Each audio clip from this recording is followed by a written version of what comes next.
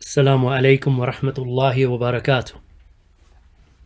إن الحمد لله نحمده ونستعينه ونستغفره ونعوذ بالله من شرور أنفسنا ومن سيئات أعمالنا. من يهده الله فلا مضل له ومن يضلل فلا هادي له، وأشهد أن لا إله إلا الله وحده لا شريك له، وأشهد أن محمدا عبده ورسوله. أما بعد، فإن أصدق الحديث كتاب الله، وخير الهدي هدي محمد صلى الله عليه وسلم، وشر الأمور محدثاتها، وكل محدثة بدعة، وكل بدعة ضلالة، وكل ضلالة في النار. أما بعد.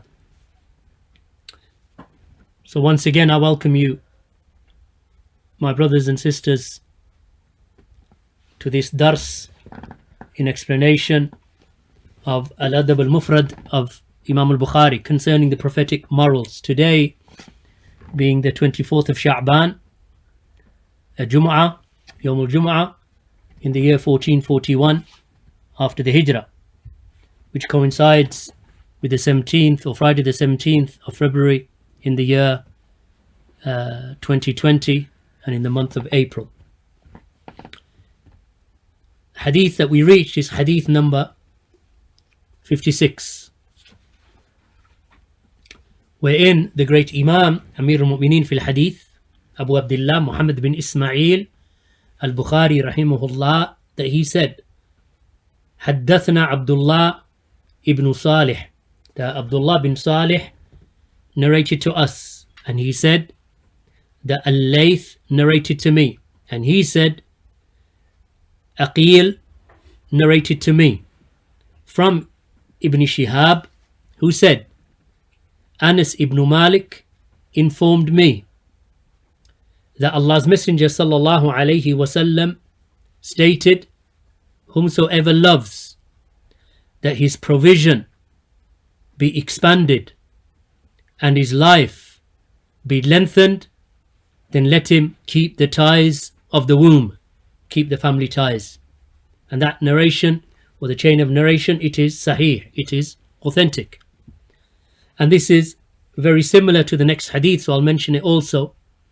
And that is that Imām Al-Bukhāri, he said that Ibrahim ibn al-Mundhir narrated to us, and he said that Muhammad ibn Ma'an narrated to us, and he said that my father narrated to me from Sa'id bin Abi Sa'id Al-Maqburi, from Abu Hurraira radiyallahu anhu, who said that I heard Allah's Messenger sallallahu alayhi wasallam saying that whomsoever is pleased for his rizq, or for his sustenance and provision to be expanded, and for his life to be prolonged, then let him maintain the ties of the womb, meaning the family relations and the family ties. And that narration also is authentic.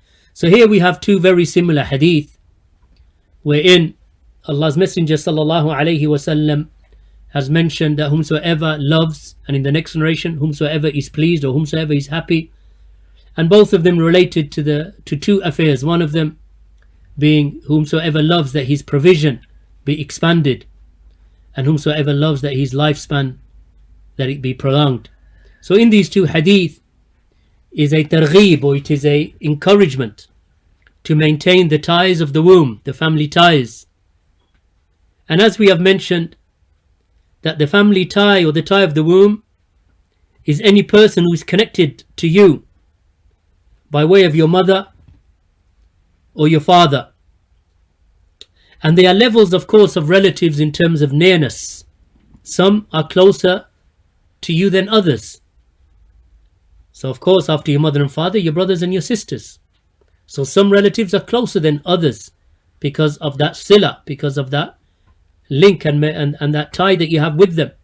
So maintaining the ties is something that is obligatory in accordance to one's ability, with those who are close relatives and those who are distant relatives. And likewise, the opposite of that is true, meaning that it is forbidden, just like it is obligated to maintain the ties, it is obligatory, it is forbidden to break the ties. And to break the ties, of course, as we have mentioned previously, and the Shaykh repeats here, Shaykh Zayd, that it is forbidden by the text of the Kitab and the Sunnah. And that the Prophet ﷺ has made clear in these hadith and in the previous hadith the virtue and the excellence of maintaining the family ties with knowledge, with wealth and with visitation, and by using the modern means of communication that Allah subhanahu wa ta'ala has given us in these times. So it doesn't necessitate always that a person has to travel lands and cities to reach that person, even though that is awla, that is better. But if a person is not able to do that, especially in our times when you are in this condition of lockdown due to this coronavirus restrictions, then you can email, you can WhatsApp, you can text, you can pick up the phone and call. And those ties that you haven't maintained for a long period of time, that it is a good opportunity now to pick up that phone and call them and ask them how they are. And here we find that the Prophet ﷺ has mentioned a beautiful promise.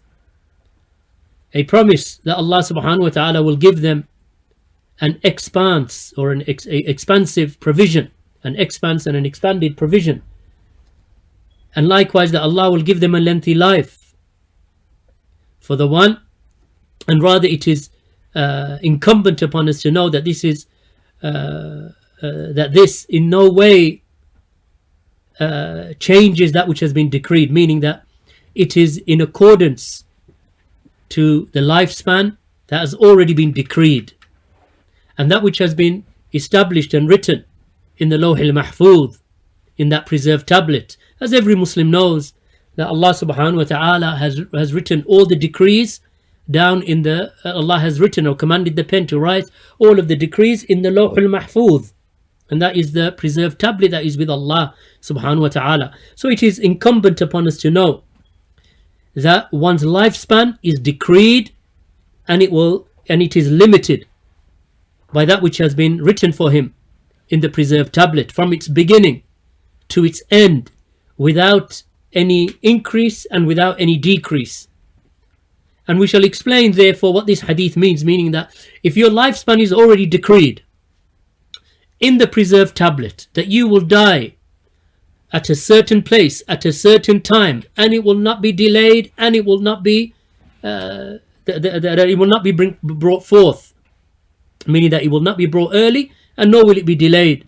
Then how do we understand this hadith that states that whomsoever that he wishes or that he loves, that his provision be expanded and his lifespan be prolonged, then let him maintain the ties of kinship, knowing that your life will end when it is written for you to end. So it will not increase and it will not decrease. Just as Allah subhanahu wa ta'ala has mentioned, فَإِذَا جَاءَ أَجَلُهُمْ لَا يَسْتَأْخِرُونَ سَاعَةً وَلَا يَسْتَقْدِمُونَ.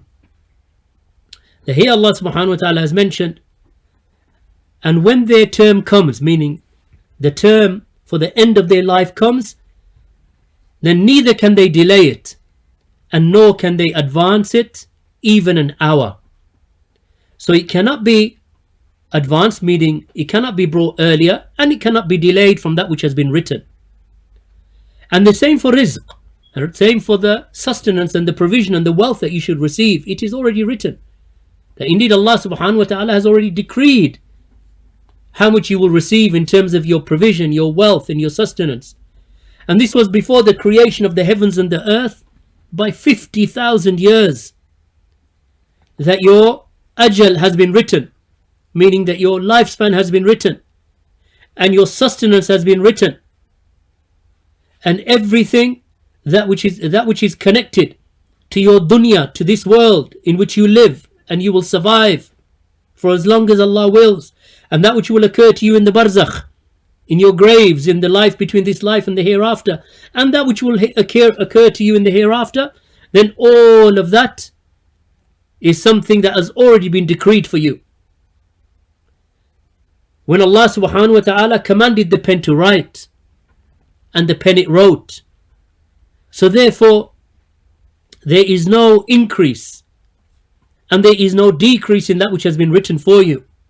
Nothing can be advanced, meaning nothing can be brought early, and made early, and nothing can be delayed from its written time in the Lawh al-Mahfuz. Rather, everything that was written will take place in the manner decreed, at the time that it was decreed, based upon the reason that brings it about, and that is also written.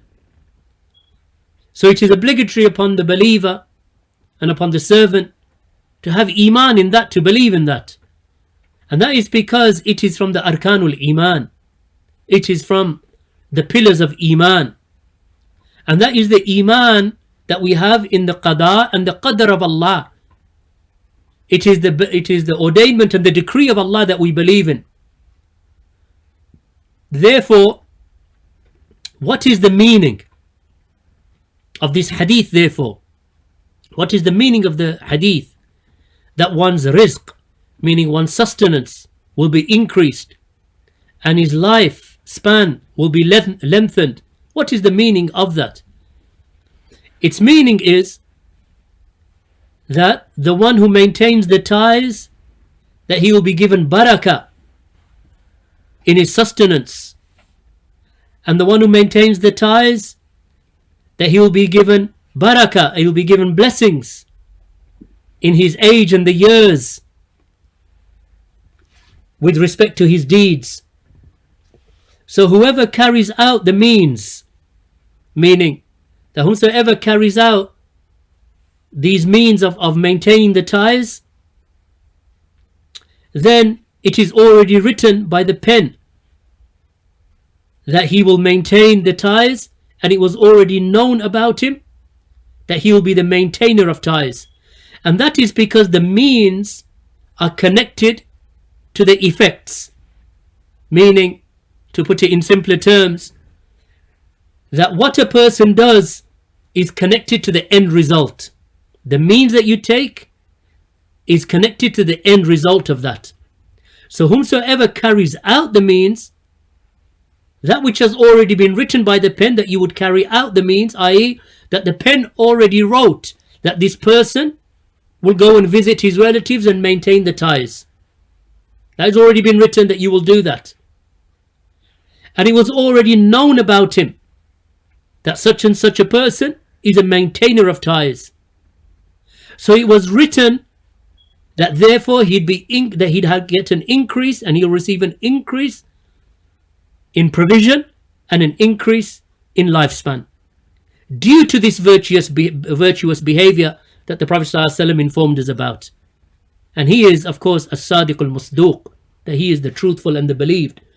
So therefore, I hope that is clear in your minds, that the means are connected to the end result. That if you carry out the means, then there is a connection between that and the end result. So what are the means? The means here are, the means that you carry out, the things that you do, is that you maintain ties. You are good to parents, you are good to your brothers, you are good to your sisters, you are good to your uncles, you are good to your aunties and your nieces and your nephews and your cousins and so on. And what's the end result of that? What is that connected to? Provision and a lengthy life. How is that now connected to what is written in the Lawh al-Mahfuz? In the Lawh al-Mahfuz, it is written that this person, this Abdullah, or this Amatullah, this servant of Allah, and that female servant of Allah will maintain the ties. They'll be good to their parents, they'll be good to their brothers, they'll be good to their sisters, they'll be good to their grandparents, they'll be good to their uncles and their aunts and their nieces and their nephews and their cousins and so on. So therefore it is written in the Lawh al-Mahfuz, because this person has this goodness in him, that it is written in the Lawh al-Mahfuz that he'll receive an expansive provision and a lengthy life. So this is the meaning of the hadith, and this is why there is no contradiction between that which is written in the Lawh al-Mahfuz and that which a person does, by way of which it is decreed for him that his lifespan and his provision will increase. Likewise, the same applies with lifespan, as we have just mentioned, for the rizq. It was already written and decreed that this person would do acts for which that he will be the recipient of receiving a blessed life. So therefore he does righteous deeds. He will have blessings in his life and blessings in the years that he spends in his life.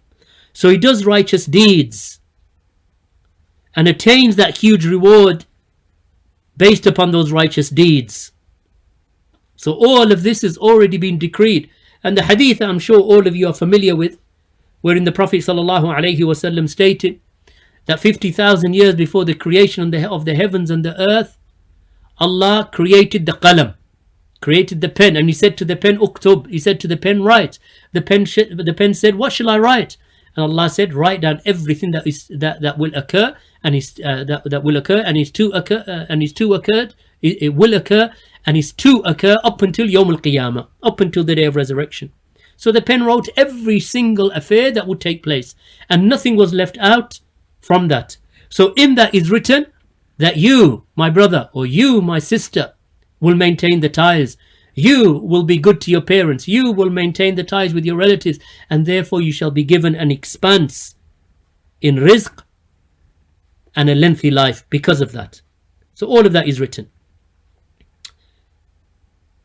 So the summary of that is that everything that is to occur has already been written by the pen.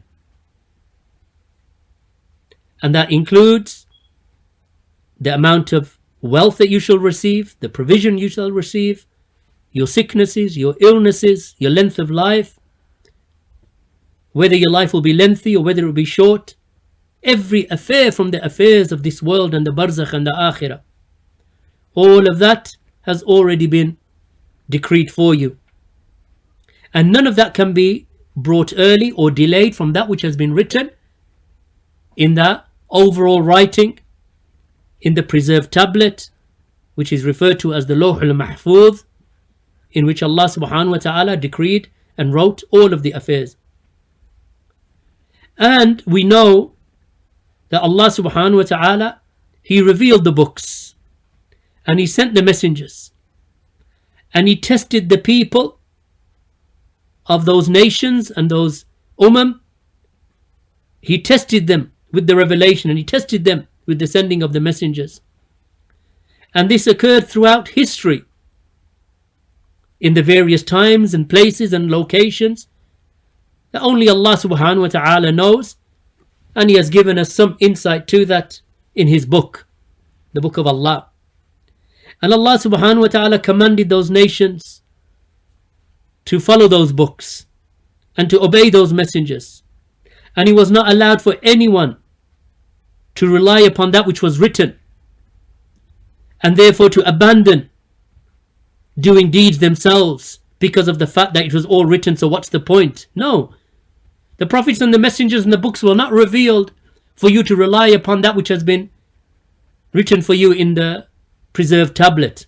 The purpose of the sending of the prophets and the messengers, the purpose of the revelation of the books such as the Injil and the Torah and the Zabur and the Quran, which is the finality of all of revelation, the purpose of the sending of those, revealing of those books and the sending of those messengers is that you are to obey what has been written in those books and to follow the prophets and the messengers, and not to say to yourselves, well, it's already been decreed for me, so what will happen, so I will not act. That's not the purpose. So anyone who believes that they should just sit back and not act because it has already been decreed, then this is a mistake. That the Prophet sallallahu alaihi wasallam, that when he was asked this question, that he rectified and he clarified that this is a mistake, a mistaken thinking, that I don't have to act because it's already been written. So when the Prophet sallallahu alaihi wasallam informed his companions that everything that has been decreed for them, that it is, that everything, meaning that their final destination, whether it be in paradise or hellfire, that it has already been decreed for them. Every small matter and every great matter has already been decreed for them. And that the scrolls, they have already been inscribed upon and completed. So they said to the Prophet sallallahu alaihi wasallam, in that case, Why do we need to act if everything's already been written? Our place in paradise, our place in the hellfire, it's already been decreed. Then what's the point of acting? Meaning that everything has already been decided for us. And everything is basically done and dusted.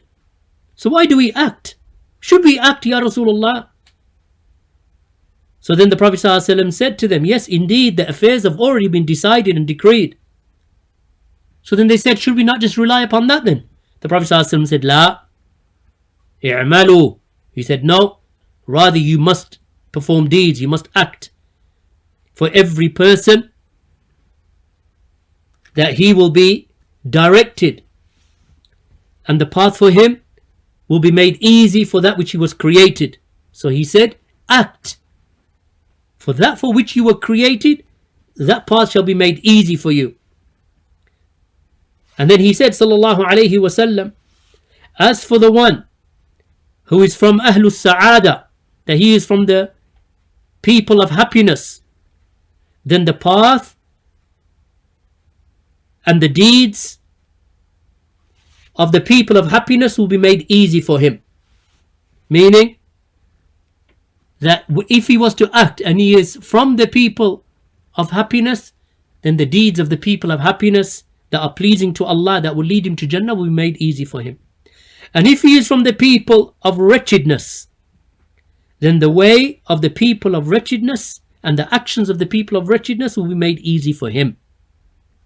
Meaning that he'll be made wretched because he performed the deeds of the people of wretchedness and evil, and therefore he'll be among them and he'll be from them in his grave and in the hereafter.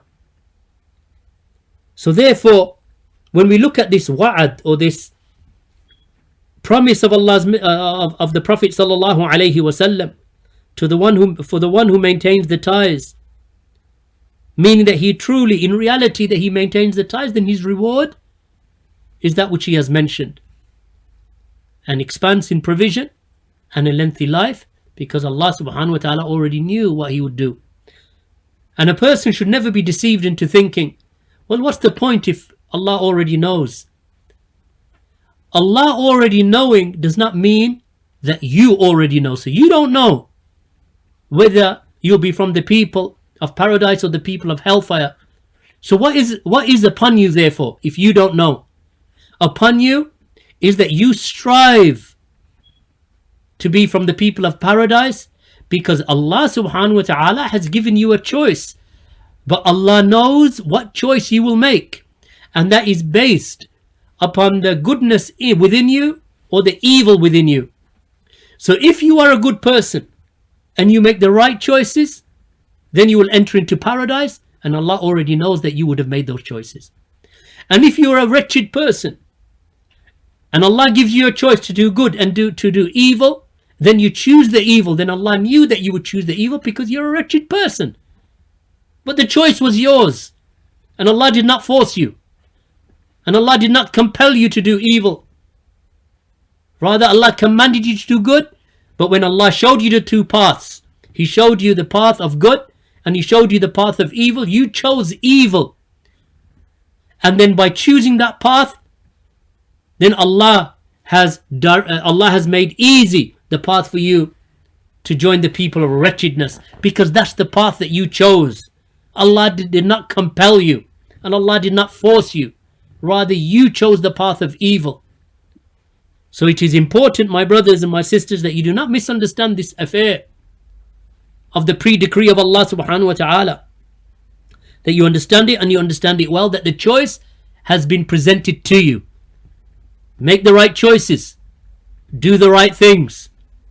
When the alarm goes off for Fajr in the morning, or when you hear the adhan for Fajr in the morning, you have two choices before you. Do you not? You either have the choice to get up and pray, or you have the choice to turn over, cover your head with the quilt and go back to sleep. What choice will you make?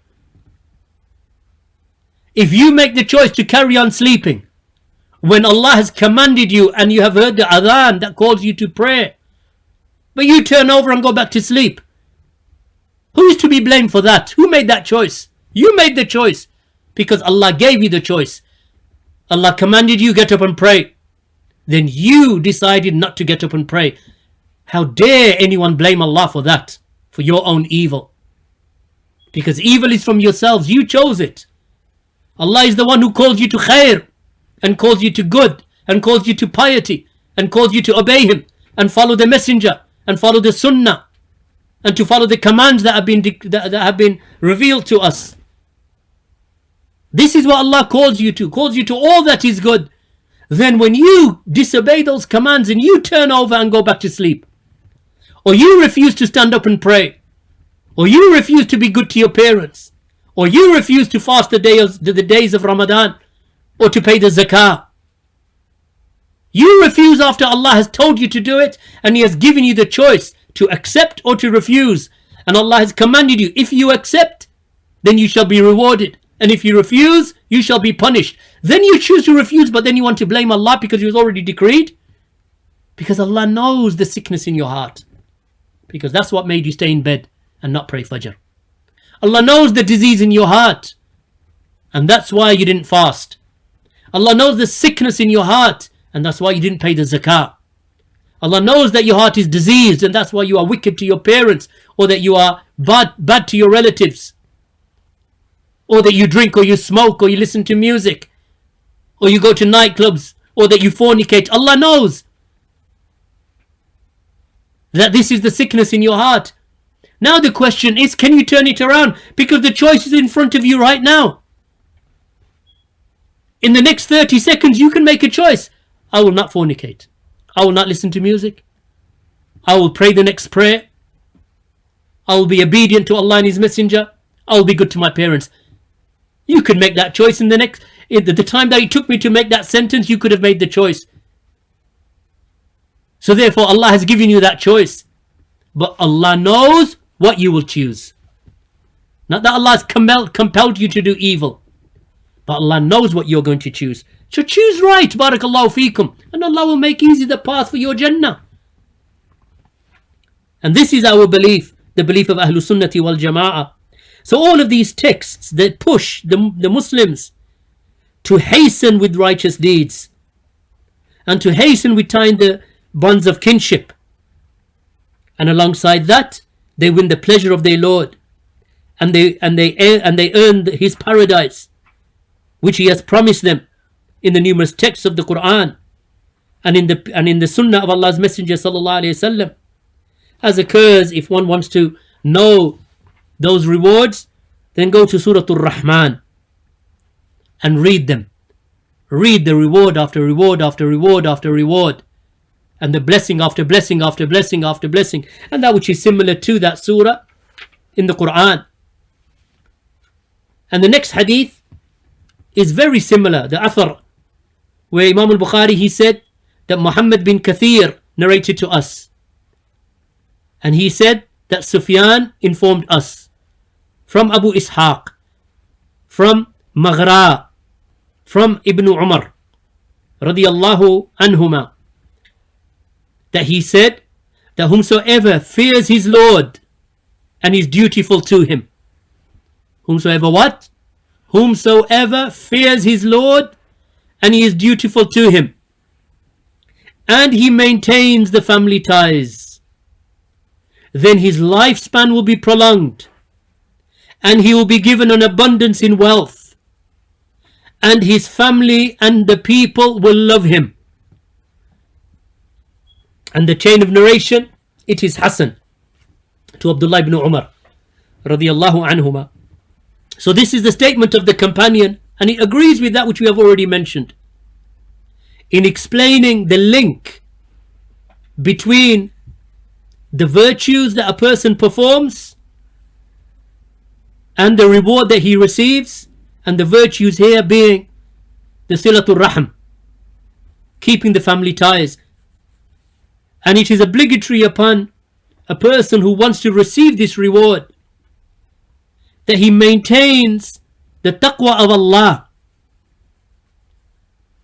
He maintains his fear of Allah and his duty to Allah in obedience to Allah, and not just to be praised or just to show off to the people.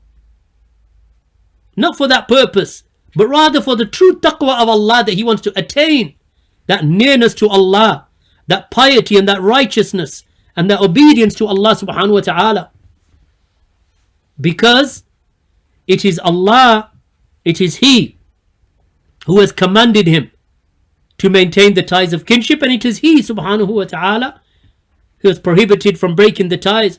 And whomsoever fears Allah and he maintains the ties with his family, to those who are close from the side of his father, or from because of the relationship of his father to those relatives or his mother, he maintains them, and he maintains these beautiful relationships and these virtuous relationships, then he will receive the excellence which Allah and His Messenger sallallahu alaihi wasallam have promised, and that which has been reiterated here by Ibn Umar: abundance in wealth, abundance in mal,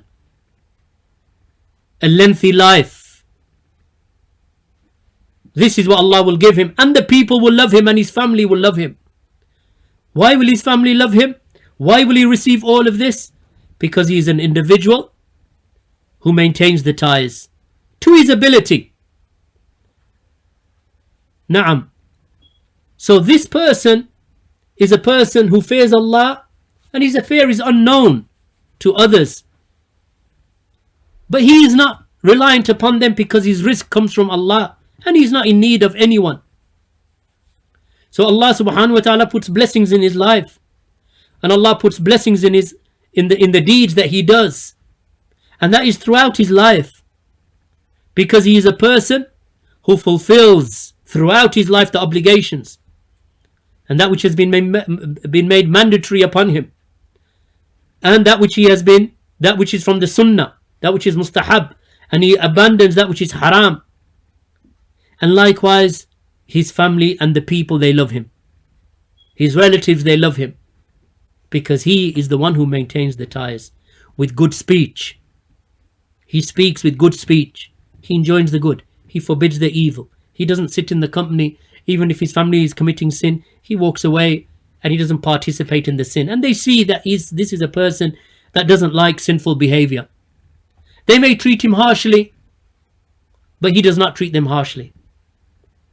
He may suffer some of the difficulties that come in his way, but he maintains the ties with speech, with action,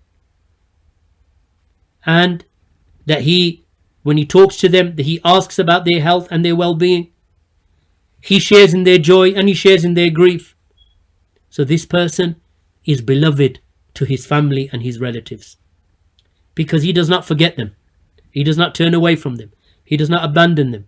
He seeks the reward of Allah for that, and he is hopeful for that reward, that mighty, tremendous reward from Allah. And he is fearful of cutting the ties of kinship, and that which results of breaking the ties of punishment in this life and in the next life. And he suffices with these texts, and he is encouraged by those texts to maintain the ties of kinship.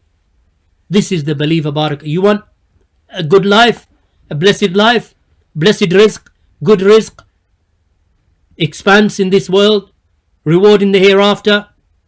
Then fear Allah, be dutiful to Him, maintain the ties, and you'll receive that abundance in this life and in the hereafter. Barakallahu feekum wa jazakumullahu khairan walhamdulillahi rabbil alameen wa sallallahu ala nabiyyina Muhammad wa ala alihi wa sahbihi wa sallam.